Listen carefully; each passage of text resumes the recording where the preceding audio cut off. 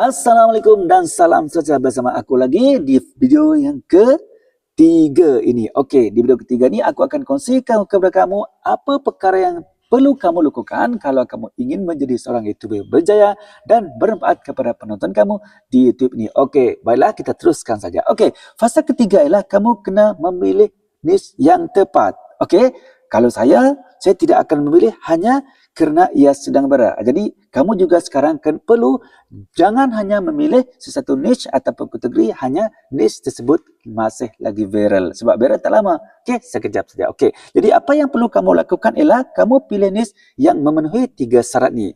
Syarat yang pertama ialah kamu minat. Pastikan kamu meminati niche yang kamu pilih itu. Okey, sangat penting. Kalau kamu tidak minat, kamu akan mudah bosan. Okey, kamu boleh jadi stres juga. Kita tak nak kan? Aku tak nak. Aku tahu kamu pun juga tak nak. Okey, yang kedua, kamu boleh belajar setiap hari. Niche yang kamu akan pilih tu, mesti kamu boleh belajar setiap hari. Mengapa? Sebab apa?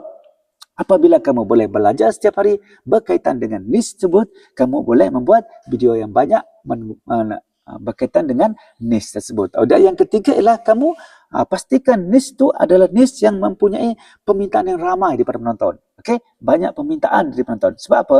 Bila niche yang kamu pilih itu banyak permintaan dari penonton, jadi peluang untuk kamu menjadi seorang yang bermanfaat dan berjaya dekat YouTube ini lebih besar, lebih luas. Mengapa? Sebab niche yang kamu pilih memang niche yang dicari oleh penonton kamu. Bermaksudnya di sini adalah niche yang kamu pilih sudah pastilah niche yang memang dapat membantu menyelesaikan masalah penonton kamu. Macam tu. Okey, jadi jadi sekarang ni yang paling penting pastikan niche itu cukup luas untuk menghasilkan lebih banyak video ataupun boleh menghasilkan ratusan video. Okey, macam mana? Kalau kamu merasakan perkongsian aku pada kali ini dapat membantu menyelesaikan kamu atau dapat membantu membawa kamu menjadi seorang YouTuber yang berjaya dan memberi manfaat kepada penonton kamu di YouTube ini, jangan lupa kamu subscribe, kamu follow aku, dan yang paling penting kamu share supaya ramai lagi sahabat-sahabat kita yang kat luar itu juga ingin menjadi seorang YouTuber yang berjaya dekat YouTube ni. Okey, mereka juga mendapat manfaat daripada video aku ni. Okey, kalau kamu ingin lebih tahu lagi